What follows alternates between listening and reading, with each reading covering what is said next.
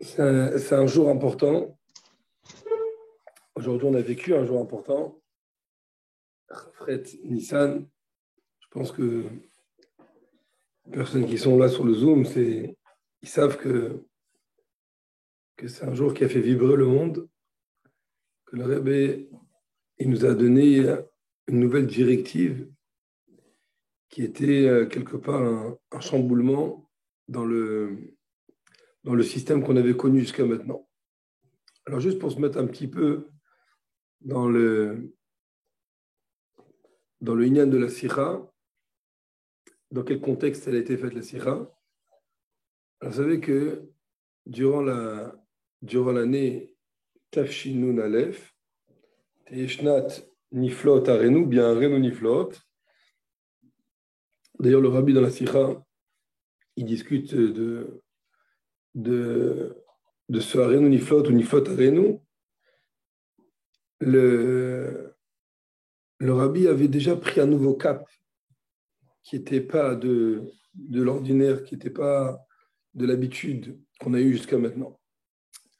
Alors j'ai envie de dire comme ça, pour se remettre un peu, on pourrait partager un petit peu la Nessiout du rabbi en 3 périodes.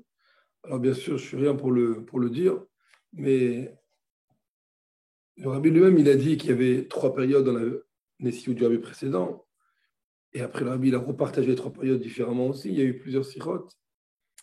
Mais on peut voir que, d'une façon générale, on sait très bien que le rabbi, il a récupéré le monde, parce que le monde, il était dans un état très compliqué, état chaotique. C'était juste après la Shoah, juste après tout ce qui s'est passé. Les Juifs n'avaient pas le moral. Et le rabbi a pris sur lui le défi de remonter complètement tout le monde. Et en grosso modo, les premières 20 ans de la Nessiout du rabbi, le rabbi, il a motivé d'une façon générale. À cette époque, il n'y avait pas encore vraiment les Mifsaïm qui étaient sortis. Il y avait beaucoup de motivation, beaucoup de lettres, beaucoup de Fabrengen, beaucoup de Nigunim, beaucoup de vitalité, mais pas vraiment un Mifsa, un ordre sur une mitzvah spécifique. C'était vraiment général. C'est de redonner un coup d'énergie générale dans le monde juif et dans le monde en général. Et puis après, le rabbi a commencé à lancer des mifsaïm. Et là, il y a eu de temps à autre, par rapport aux années qui ont défilé, le rabbi a lancé des mifsaïm. Donc les mifsaïm qu'on connaît, Neshek, Kashrut, Filin, Mezouza, Tarat HaMishpacha, Bait Malesfarim, Chinour, Tzedaka. Tout ça, ce sont des mifsaïm que le rabbi a envoyés comme un vrai chef de guerre.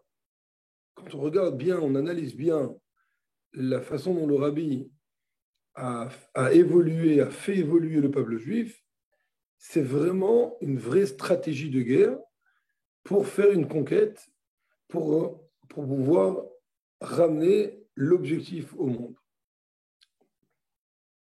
Et puis voilà, quand Tafshin Nun Aleph, en vérité, ça a commencé déjà depuis Tafshin Nun, où ça a pris un nouveau cap. On est rentré dans une nouvelle ère. Déjà, au mois de Iyar Tafshin Nun, on entend le rabbi qui commence à nous préparer sur les merveilles et les miracles de la guerre du Golfe.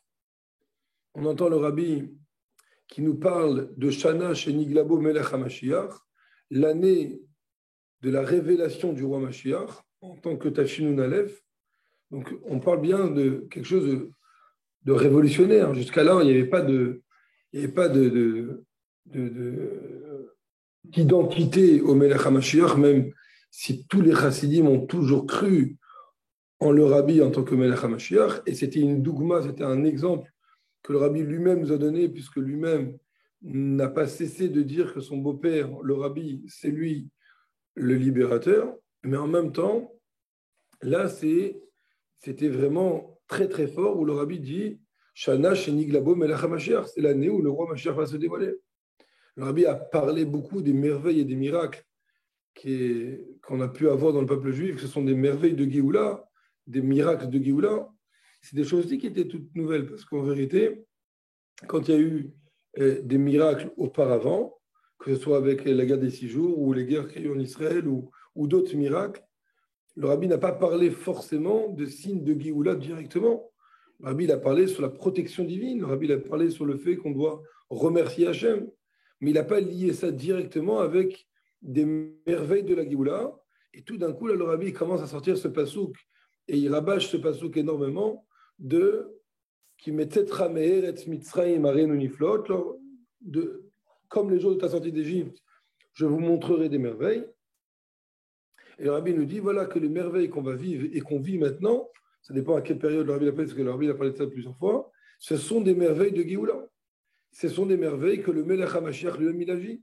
Lorsqu'il y a eu à l'ONU la décision de diminuer l'armement, le rabbi a dit clairement que toute cette réunion, elle s'est passée à New York parce qu'à New York, il se trouve le roi Mashiach. C'est des mots clairs du rabbi, il n'y a pas de discussion sur ça.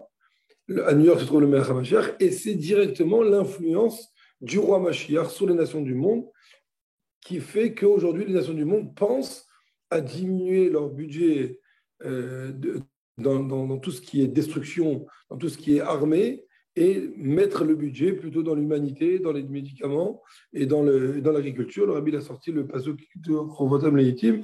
Donc on voit bien que le rabbi a pris un nouveau cap sur le sujet général de la Hidgalout du Melech HaMashiach, sur la révélation du roi Mashiach et sur le sujet de la Géoula Shlema. Maintenant, on pourrait dire que arrivé au mois de Nissan, Tafshin Aleph, ça a pris encore un nouveau cap dans le sujet de Mashiach lui-même. Et là, le rabbi a accentué d'une façon très forte, et on peut le voir déjà dans la sikha qui est juste avant Chafret Nisan. Peut-être qu'on n'en parle pas assez de cette sikha. C'est la sikha de Chavav Nisan, Tafshinun Aleph, juste avant Chafret Nisan. Alors on entend dans la sikha du rabbi, le rabbi il parle qu'on est en train de vivre des merveilles de la Géoula. Et le rabbi dit, et jusqu'à même qu'on n'a pas honte, et on va danser dans la rue pour remercier Akadosh Baruch Hu sur les merveilles qu'il nous fait. Et il a parlé, le rabbi, de danser dans la rue. On va dire, qu'est-ce qui s'est passé? Pourquoi le rabbi a parlé de ça? C'est parce qu'il y a eu apparemment une autorité, je ne sais pas qui exactement, de Chabad, qui a été interrogée par les médias juste avant Chafret Nissan, donc juste avant Chavav Nissan aussi. Et ils ont parlé donc de la guerre du Golfe. Et lui, il a évoqué les merveilles. Il a dit que c'est vraiment des merveilles extraordinaires de ce qu'on est en train de vivre, c'est des merveilles de Géoula. Il a répété les mots du rabbi un petit peu. Mais après, il a dit, mais on ne peut pas sortir dans la rue pour danser et pour remercier Hachem parce qu'il y a eu des morts. Et le rabbi a eu écho de cette interview. Et tout de suite après vient la sikha de Chavav Nissan, où là le rabbi demande aux chassidim de sortir dans la rue et de remercier Hachem. Il fallait sortir à ce moment-là. Et si on regarde un petit peu le comportement des chassidim à cette époque-là, ça ne s'est pas fait exactement comme le rabbi le voulait. Il y a eu quelques jeunes qui sont sortis du 770, qui sont partis danser devant le 770 avec rapidement pour dire bon voilà, le rabbi a demandé qu'on danse, alors on a dansé, mais ça n'a pas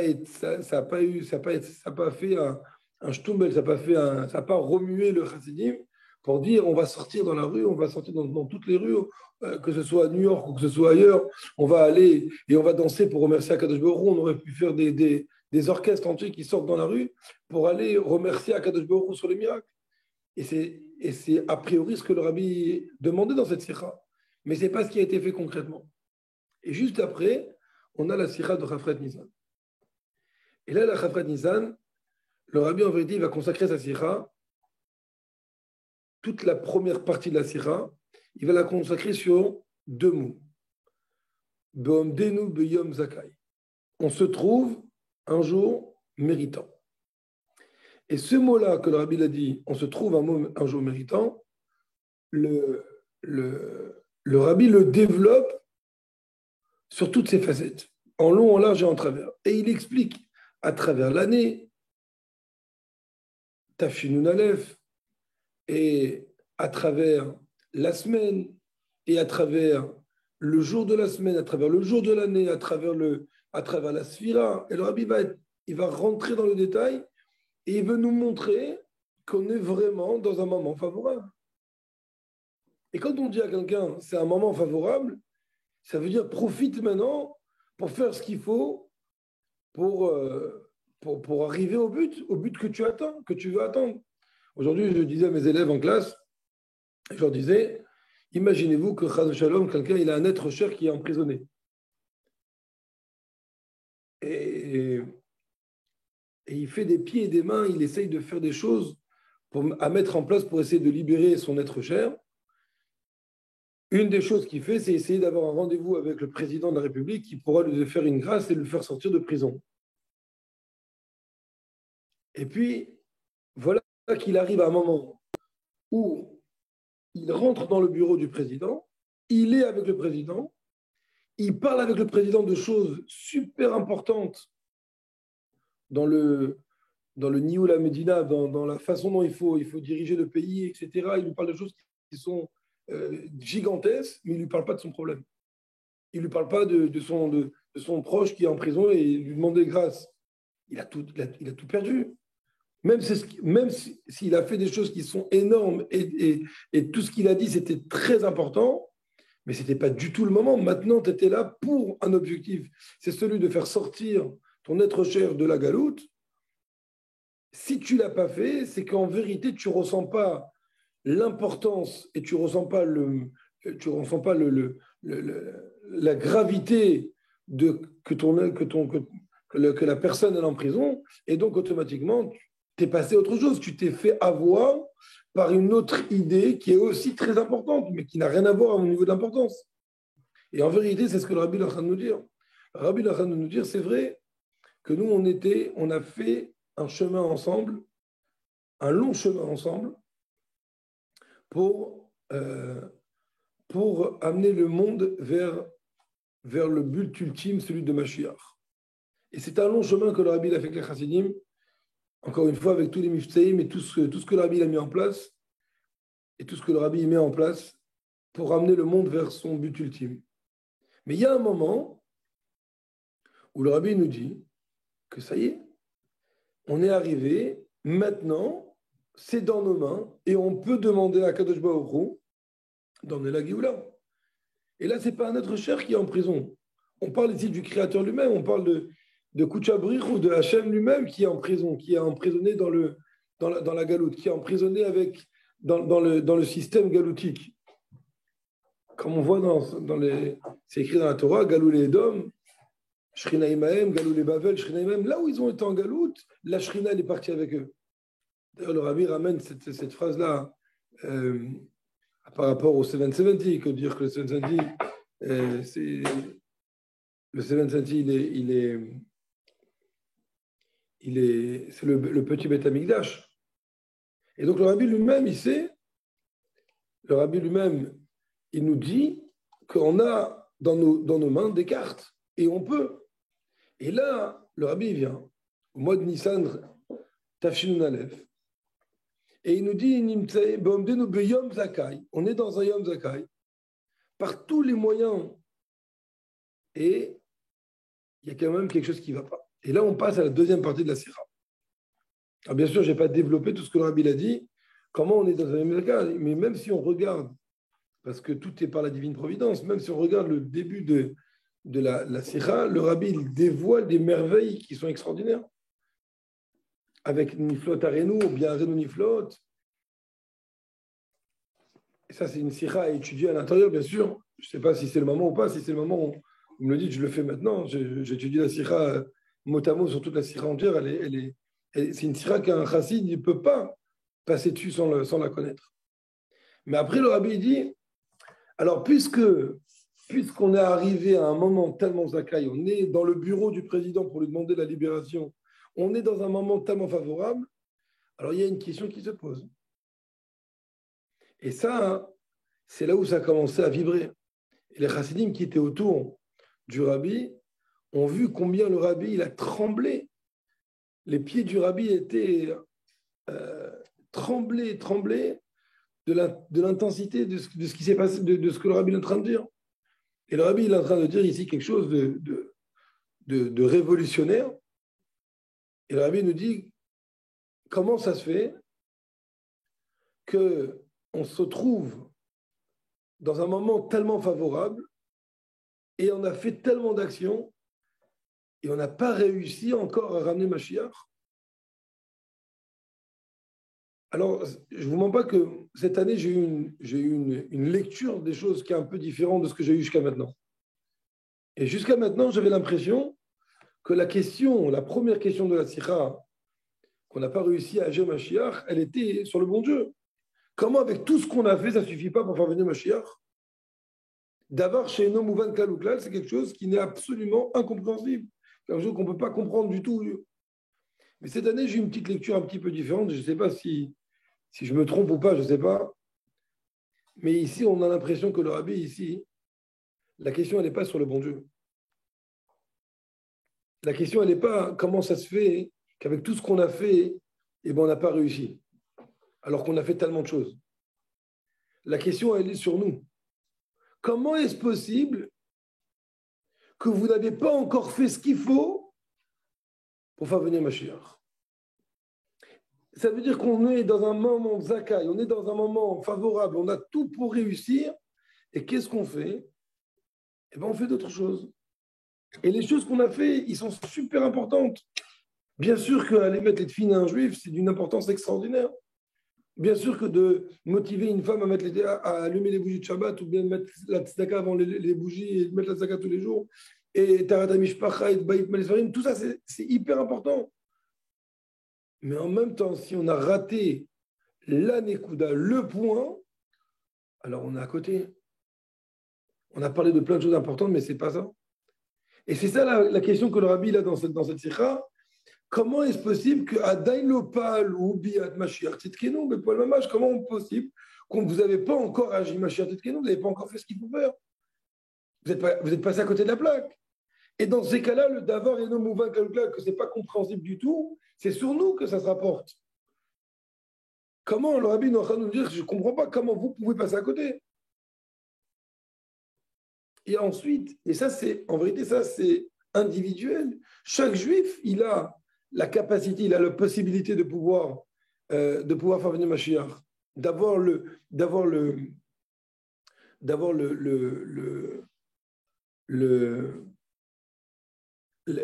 bon conseil, la bonne chose à faire pour venir Mashiach. Mais il y a maintenant encore autre chose. Il y a une autre nekuda. Parce que le rabbi dit, Vetmiya no sefet. Il y a un étonnement supplémentaire. Et c'est quoi l'étonnement? Chez Mitasfi Masara, qui vont se réunir 10 personnes. Et entre parenthèses, Vekama Asriot, il y a des fois plusieurs dizaines de personnes. Misrael Beyachad, ils vont se réunir ensemble. Alors pourquoi on se réunit ensemble en vérité? On se réunit tous les jours pour faire la tfila. On vient, on va faire mincha. On vient, on fait arvit. On vient à un cours de Torah. On vient à Farbringen. On s'est assis ensemble, 10 personnes ensemble, ça peut arriver. Mais il y a quelque chose qui va déranger le rabbi. C'est quoi? Ou Bisman Zakai Benoga la Goula, parce qu'on se trouve dans un moment favorable concernant la Géoula. Et quand même, ils ne sont pas en train de retourner le monde pour agir Mashiach Tzidkenu. Mais c'est très fort, ça veut dire que le rabbi est en train de nous dire, vous vous êtes réunis pour Mincha. Je donne un exemple de Mincha, vous êtes venus prier à la synagogue, vous croyez que vous allez faire ça en un quart d'heure et c'est tchik-tchak et c'est fini, on rentre chacun chez soi. Le rabbi dit, mais je ne comprends pas, vous êtes à un moment maintenant favorable pour faire venir Mashiach. Vous n'êtes pas en train de tout faire pour faire venir Mashiach, vous êtes restés ensemble, vous faites Mincha et c'est fini, on en revoit.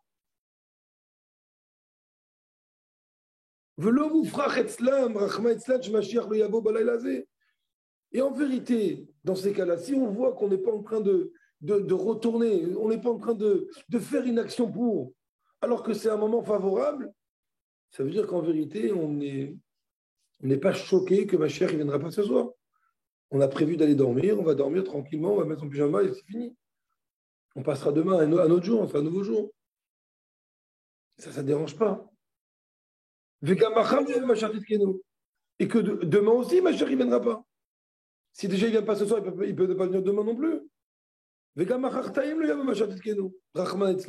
même après-demain, il ne viendra pas, ce qu'à Dieu ne plaise. C'est impossible. Le rabbi dit, c'est pas possible. Si Béhémet, on veut Mashiach, alors on ne se lasse pas. Alors on fait tout. Et quand on est dans un moment Zakai, un moment favorable, on profite de ce moment. Et en vérité, on aurait pu dire, entre guillemets, on aurait pu dire au rabbi, mais attends, rabbi, toi tu sais qu'on est dans un moment Zakai. Toi tu vois ce qu'il y a dans le monde spirituel, mais nous on ne voit pas. Mais même ça, ce n'est pas une bonne réponse, parce que le rabbi nous l'a dit. Parce que le rabbi, au mois de Nissan, Tafshin Aleph, le rabbi l'a dit dans plusieurs sirotes, que Benissan Igalou, Benissan Atidin et Igael. En Tafshin Aleph, dans l'année elle-même, et déjà depuis Tafshin, comme on l'a expliqué tout à l'heure, le rabbi nous a déjà préparé que c'est une année favorable, que c'est un moment Zakai. Donc si dans une année, qui c'est l'année chez Niglabo Melech HaMashiach, c'est l'année où le roi Mashiach se dévoile à l'intérieur. Et si on est dans un mois favorable qui s'appelle le mois de la Géoula, le mois de Nissan. Donc c'est certain, il n'y a pas besoin d'avoir des informations qui soient outre mesure pour comprendre qu'en vérité, on est dans un moment favorable. Et comment ça se fait qu'on se réunit et puis voilà, bon, on est réunis. C'est bien. On n'a rien fait pour faire venir Mashiach. Alors, il y a ceux qui vont dire au rabbi, d'accord, rabbi, je comprends, mais quand même, on crie à Admatai. On a vu des Fabrengen, on a chanté devant le rabbi Admatai. Et ça allait tellement vite et tellement de fois qu'on ne savait même plus si on disait Ad Mossai ou de Mossayad, tellement ça allait vite. Alors voilà, on l'a fait. On a crié Ad Matai, on a demandé, on a exigé, on n'est pas resté les bras croisés. Pourquoi tu nous dis qu'on est resté les bras croisés et que pour nous, ça ne nous dérangerait pas que Mashiach ne viendra pas ce soir ou demain soir ou après-demain soir. Alors Rabbi dit Vegam Kesheso Hakim Ad Matai. Et même lorsqu'il crie Ad Matai, c'est que parce que j'ai demandé. C'est uniquement parce qu'il y a un ordre de le faire. Ça veut dire qu'en vérité, tu ne ressens pas. Ça veut dire qu'en vérité, quand on est en train de crier Ad Matai, je parle à moi en premier, bien sûr, on est en train de crier Ad Matai parce que le rabbi nous demande de crier Ad Matai. On est en train de crier Ad Matai parce que le rabbi nous a éduqués dans cette éducation et c'est comme ça qu'il faut faire les choses. Mais est-ce qu'on ressent profondément? Pas forcément. Et si jamais on avait la kavana, on avait la pensée, si jamais on demandait à Dieu, et si jamais on criait le Hadmatai, Behemet, on l'aurait fait avec sincérité, Bevodai ou Bevodai chez Mashiach Variaba, il est sûr et certain, c'est sûr et c'est sûr, que Mashiach il aurait déjà été là. Et ça veut dire que là, le rabbi n'est pas en train de nous dire qu'on ne fait pas. Le rabbi est en train de dire oui, vous faites. Mais c'est que Mipnat Sivoui. Et le rabbi il est en train de parler pas sur les faits, il est en train de parler sur le sentiment qu'on a. Qu'on n'a pas l'impression qu'on est dérangé vraiment profondément par la galoute qu'on est à l'intérieur. Et là, le rabbi nous met un électrochoc pour nous dire hé, réveillez-vous. Vous êtes en galoute. Le bon Dieu, il est en galoute. Ça dépend de nous. Comment on peut ne pas ressentir? Comment on peut? On raconte qu'il y avait un enfant qui a étudié la sira de Rofret Nissan et il est devenu malade de ça. Ça l'a rendu malade. Ça l'a touché au plus profond de lui-même. Et il dormait plus de la nuit, il était dérangé, il était pas bien. Son état de santé, il a commencé à toucher parce qu'il y a eu la sira de Rofret Nissan. Et un des secrétaires, il a fait un rapport au rabbi sur l'état de santé de cet enfant. Et le rabbi lui aurait répondu Mais c'est ça que j'attendais de tous les chassidim. Ce que le rabbi il attend de chaque chassid, c'est pas simplement qu'il crie Admatai. C'est pas simplement qu'il crie et qu'il proclame Yehi Adonenu. C'est pas simplement que quand il va faire Mifsaïm, il va mettre un drapeau jaune, il va commencer à attiser le drapeau jaune qu'il faut faire. Le rabbi il veut aussi qu'on soit vraiment dérangé par lui, qu'on soit vraiment touché au plus profond de nous-mêmes que le bon Dieu il est en galoute. Qu'on n'arrive plus à dormir, qu'on n'arrive plus à s'en sortir parce qu'on ne peut pas rester dans cette situation-là. Et le rabbi nous promet, et on sait que le rabbi ne se trompe jamais, que si jamais on était sincère, on aurait fait Béhémet, Bevadaï ou Bevadaï que Mashiach il va venir. Il faut juste être émet. Et on ne peut même pas remettre la faute sur le rabbi du style du rabbi, ok, c'est parce que nous, on t'a écouté, on a fait ce qu'il fallait faire et peut-être ce serait de ta faute. Le rabbi dit non. Qu'est-ce que je peux faire de plus? Encore une fois, on voit le mot émet. Pour tous les Bnei Israël, quand ils vont crier, quand ils vont remuer, ils vont le faire béhémet. Et que ça va être concret. Que ça va amener concrètement les choses. Qu'est-ce que je peux faire de plus pour vous réveiller votre émet? Pour faire, je vous ai fait, je vous ai motivé, je vous ai avancé, je vous ai expliqué, je vous ai donné. Combien je peux faire? Parce que tout ce qu'on a fait jusqu'à maintenant, ça n'a pas servi. Ça n'a pas servi pour ça, les plus gros électrochocs qu'on a pu faire avec le rabbi, que le rabbi a pu nous faire, n'ont pas été assez puissants pour réveiller notre cœur, pour qu'on arrive béhémet à vouloir Mashiach Tzidkenu. Et la preuve, chez Nimtsaï, Madame Begalout, qu'on est encore dans la galoute. Ça veut dire que puisque si on était béhémet, on aurait été émet, alors dans ces cas-là, Mashiach, c'est sûr qu'il serait là. Donc le fait qu'il ne soit pas là, c'est une preuve que ce n'est pas émet. Si ce n'est pas émet, ça veut dire que le rabbi n'a pas réussi son travail. Alors ça ne sert à rien. C'est l'oïl. Et je ne vais même pas dire les mots que le rabbi a dit pendant le sikha, qui sont beaucoup plus forts que l'oïl. Que le rabbi a dit, qu'on peut voir dans la vidéo. V'od v'yika, il y a encore autre chose. Il y a encore autre chose qui dérange. C'est-à-dire, premièrement, avant l'autre chose, c'est qu'on n'est pas béhémet, qu'on ne demande pas béhémet. Mais il y a autre chose qui dérange. Et cette autre chose, il est Icar, il est principal. C'est qu'on est encore begalout pnimi beyanavot Hashem. On est encore dans une galoute profonde dans les sujets d'Avot Hashem. On est profondément encrassé dans la galoute et on ne sort pas la tête. On ne sort pas la tête de la galoute. On manque encore dans les sujets d'Avot Hashem, le sujet du service divin. On est encore dans une galoute pnimi. Et là, il y a quelque chose qui demande vraiment de la réflexion. Parce que là, le rabbi est en train de nous dire que les 40 et quelques années de Nessiout du rabbi n'ont pas servi à atteindre l'objectif. C'est comme ça qu'il a l'air de dire. Je n'ai pas réussi à vous réveiller le Hémet. Je n'ai pas réussi à vous sortir de la galoute pnimi de celui d'Avot Hashem. Qu'est-ce que je peux faire de plus? Et là, le rabbi nous dit quelque chose qui paraît complètement contradictoire. Adavar ayachid shechoni la'asot, la seule chose que je peux faire,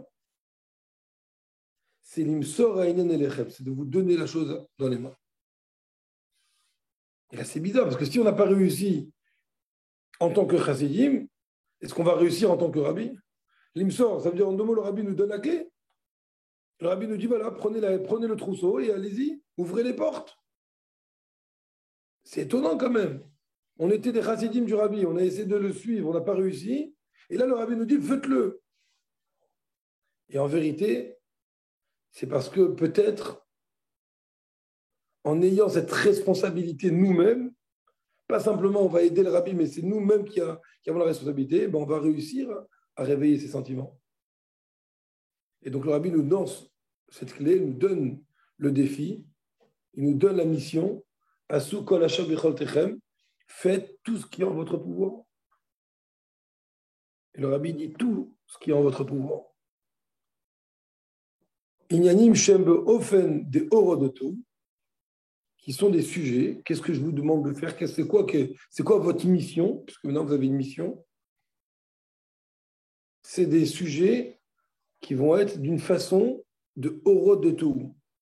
Orodoto, ça veut dire lumière du monde de Tohu, où le monde de Tohu, tout n'est pas ordonné. Orodoto, ce sont des lumières qui sont très, très, très puissantes. Des choses qui sont qu'on ne peut même pas entendre, que le cerveau ne peut même pas accepter. Des choses qui sont, j'ai envie de dire, des choses complètement fous. C'est ça que le rabbi nous demande de faire. Aval, mais Pekilim des Tikkun. Faites-le quand même dans des ustensiles de Tikkun, de réparation. Cet enfant qui est tombé malade, qui n'arrivait plus à dormir de la nuit depuis cette sikha de Chafret Nissan, le rabbi il est satisfait de cet enthousiasme. Le rabbi il est satisfait de ce cœur qui s'est emballé et que le cœur qui a commencé à prendre, que ça a commencé à le toucher vraiment. En même temps, le rabbi nous dit, attention, Bekilim des Tikkun. Le but, ce n'est pas de tomber malade. Il faut être dans un état de malade, mais pas être tombé malade. Le faire de façon à ce que ça puisse être accepté. Et en effet, aujourd'hui, beaucoup de choses qu'on fait,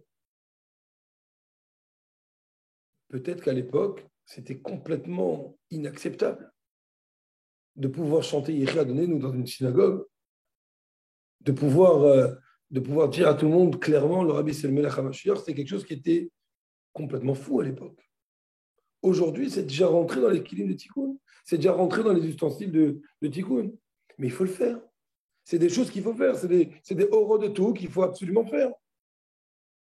C'est pas parce qu'ils sont dans les kilim de Tikkun que ça leur enlève leur qualité de horreur de tout. Ça reste de horreur de tout. Et donc, si on va faire, Rabbi demande de faire des choses qui sont beau fin de horreur de tout, Bekim et Tikkun, les avib poel et Mashiach Tzidkenu, c'est ça le principal, c'est que tout ça, ça emmène concrètement Mashiach Tzidkenu. Ça veut dire qu'on peut faire des choses qui sont hors de tout, mais c'est pas ce qu'il va faire. Par exemple, si quelqu'un il va emprunter à la banque 4 millions d'euros pour acheter des paires de tefilines et inonder la France de paires de tefilines pour que tous les juifs puissent les tefilines, c'est hors de tout.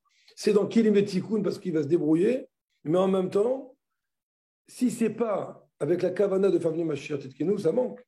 Donc là, le rabbi dit hors de tout, Kilim et Tikkun, mais autour d'un point. C'est les avis bepoel, pour emmener concrètement, pas simplement théoriquement, pour emmener concrètement Mashiach Tzidkenu, Tekef ou Miad Mamash, et pas simplement le faire venir Mashiach, mais le faire venir Tekef ou Miad Mamash, tout de suite Mamash, tout de suite immédiatement. Viratson. Et le rabbi fait un souhait à la fin de la sira. Chez Sof Kol Sof, Imatsu Asaram Israël, Shitka Ashu, chez Mouchachim, Nifolete la Kadosh Baruch Hu. Qu'on va retrouver, sauf, à la finalité, on trouvera 10 juifs qui vont s'entêter, qui vont être obligés d'agir chez Dieu, ou Bevodaï, Palo, et le rabbi dit c'est sûr qu'ils vont réussir. C'est une promesse du rabbi. Et le rabbi motive même avec un passage de Torah, comme Moshe Katouf, qui a Moshe Orefu, comme il est écrit, que le peuple juif, c'est un peuple à la nuque raide, c'est un peuple têtu. Et c'est pourquoi d'ailleurs, c'est pour ça qu'il nous a pardonné. Parce que comme on est têtu, on ne lâche pas le morceau. Alors Hachem, il pardonne. S'il pardonne, il y a la Géoula. Et donc il dit, c'est sûr et certain qu'on va réussir à la finalité. Les Avib Poel de Géoula Mita Shlema Tekavim Mamash pour emmener concrètement la Géoula Mita Shlema Tekef Mamash tout de suite, immédiatement. Donc le défi est lancé. Il faut agir béhémet. Il faut faire les choses béhémet. Donc déjà on apprend dans cette sira comment chaque chose, chaque tfila qu'on va faire en tibour, et même pas en tibour, on doit tout faire, on doit vivre Géoula, on doit remuer les mondes pour demander à Kashboch ou Mashiach. Et on doit réussir à concrétiser les choses. Et bien que le rabbi il a dit je vous ai livré la chose, mais le rabbi reste toujours à côté de nous et il nous aide. Ou que dès les mers ou les aides audiotaires. Et pour accélérer et pour faire avancer les choses encore plus vite, à aider à Péoula Chéli par mon action à moi, aussi, je vous donnerai de l'argent, une shlichut mitzvah, une mission de mitzvah pour donner la tzedaka, ou gdola tzedaka chez Mekayot Geoula. Et tout de suite, le rabbi te dit, quand on fait une mitzvah tzedaka, quel kavana on doit avoir que les grandes tzedaka qui emmènent la Geoula. C'est d'une importance extraordinaire. Ça ne suffit pas de mettre la tzedaka. Il faut mettre la tzedaka avec cette conviction absolue que ça mène la Geoula. Vani et Chili City. Le rabbi dit moi, mon travail j'ai fait. Et maintenant, faites tout ce qui est en votre pouvoir à vous. Et encore une fois, le rabbi fait un souhait. Qu'on va retrouver un ou deux ou trois personnes qui vont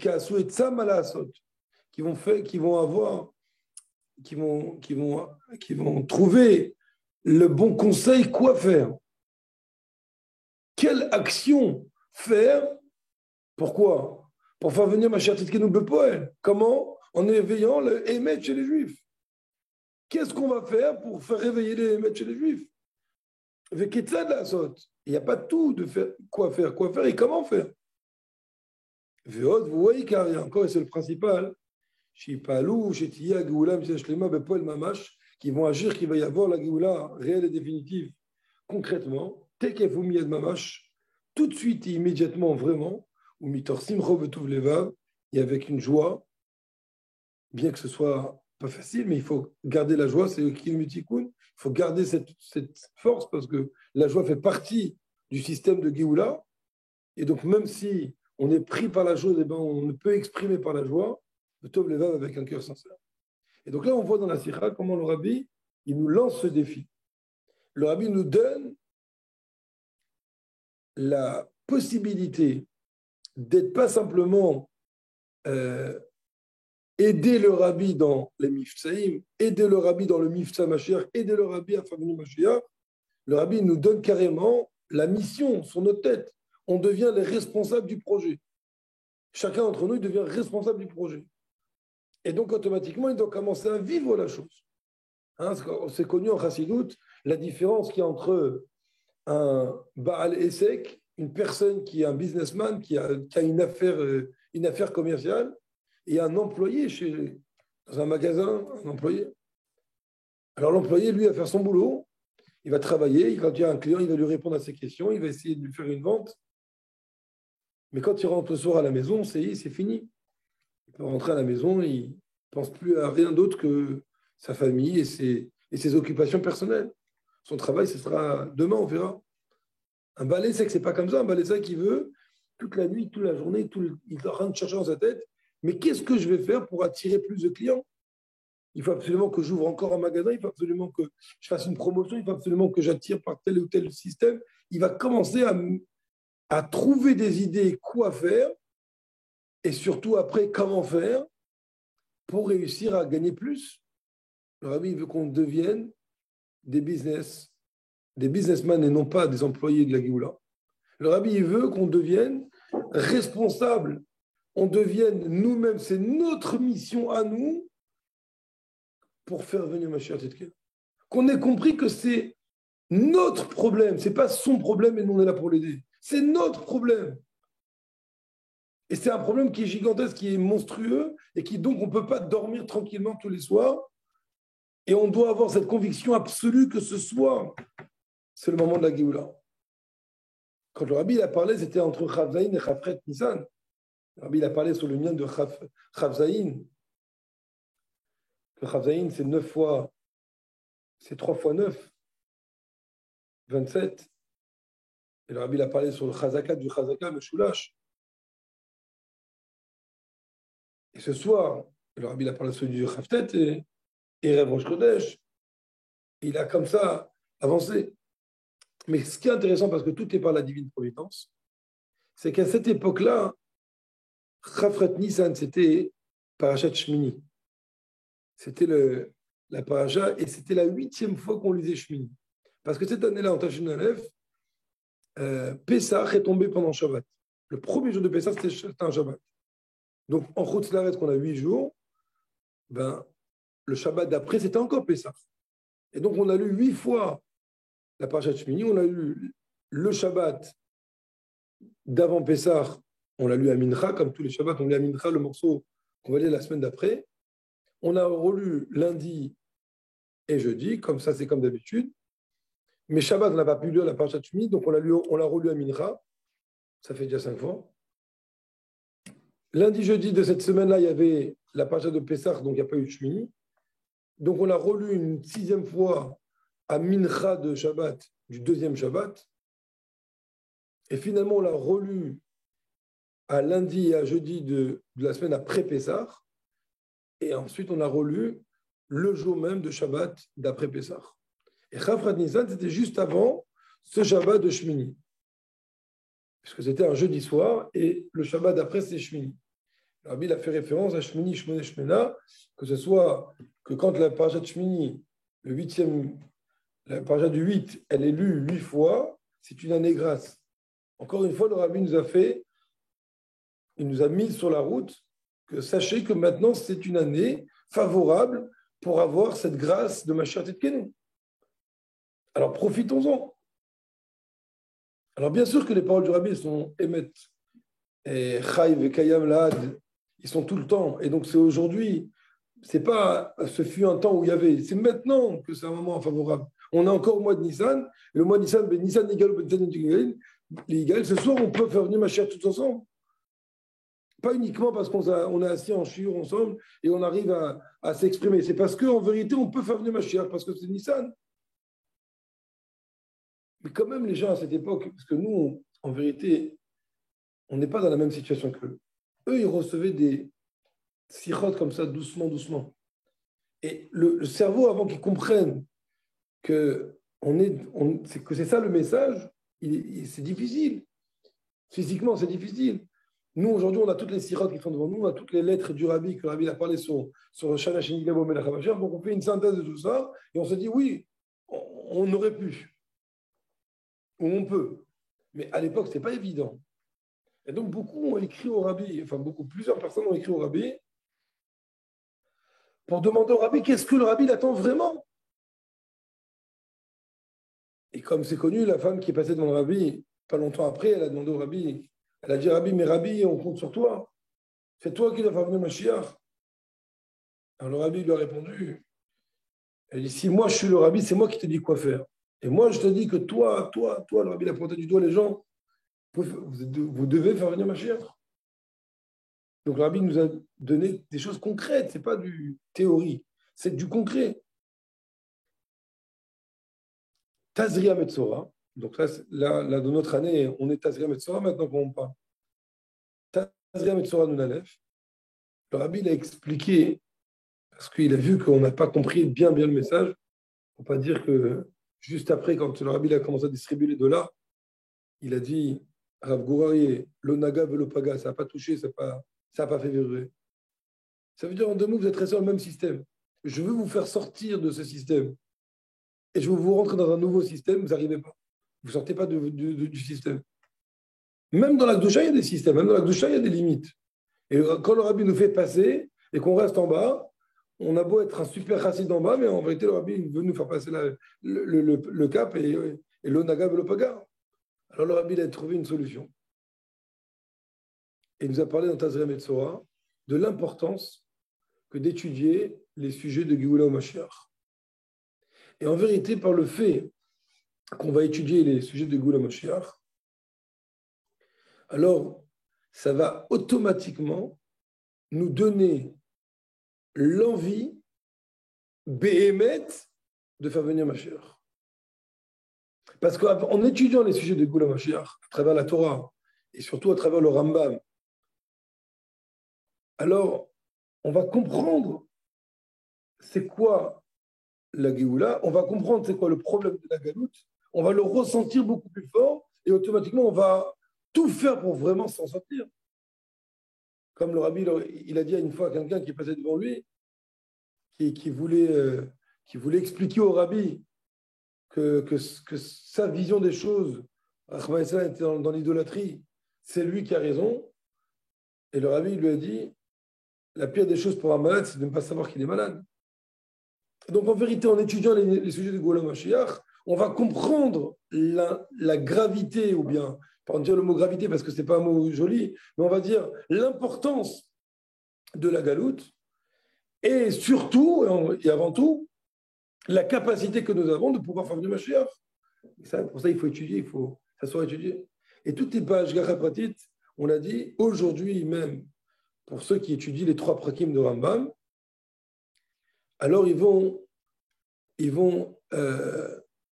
on va commencer les lois des rois. Aujourd'hui, ça a commencé les lois des rois, pour terminer en vérité toute l'œuvre du Rambam. Et d'ailleurs, c'est dans une sikha, le rabbi évoque et demande pourquoi le Rambam a terminé tout son ouvrage des 613 mitzvot avec la mitzvah de Minui Melech, la mitzvah d'avoir un roi, c'est une mitzvah de la Torah. Som Tassim Alecha Melech, on doit absolument avoir un roi, pour qu'on puisse avoir la crainte. C'est-à-dire qu'on ne peut pas avoir de crainte directement avec Hachem si on n'a pas passé par un roi. Donc avoir un roi, c'est Minui Melech. Et ça va se terminer avec les 2 derniers chapitres du Rambam, où le Rambam il va parler sur les lois du Melech HaMashiach. Et puisque la mitzvah d'avoir un roi, elle est directement à l'entrée en Israël, comment ça se fait que le Rambam a tardé jusqu'à la fin des mitzvot pour pouvoir parler de la mitzvah d'avoir un roi? Et le Rabbi répond, parce qu'en vérité, le Rambam, ce qu'il voulait, c'est surtout qu'on arrive à Mashiach. Et comme Mashiach, c'est la fin des temps, alors il a mis à la fin de son ouvrage. C'est Ferayad. Et BH Garapratit, parce que pas tous les ans c'est comme ça, le Rambam, ça prend à peu près entre 9 et 10 mois pour finir tout le Rambam en 3 prakim. Donc c'est pas régulier, c'est-à-dire chaque année c'est différent. Et ça va pas être toujours la même date. Et que BH Garapratit, on va tomber dans la semaine de Rafat Nissan, on va terminer l'ouvrage du Rambam dans le Shabbat qui va terminer Rafat Nissan.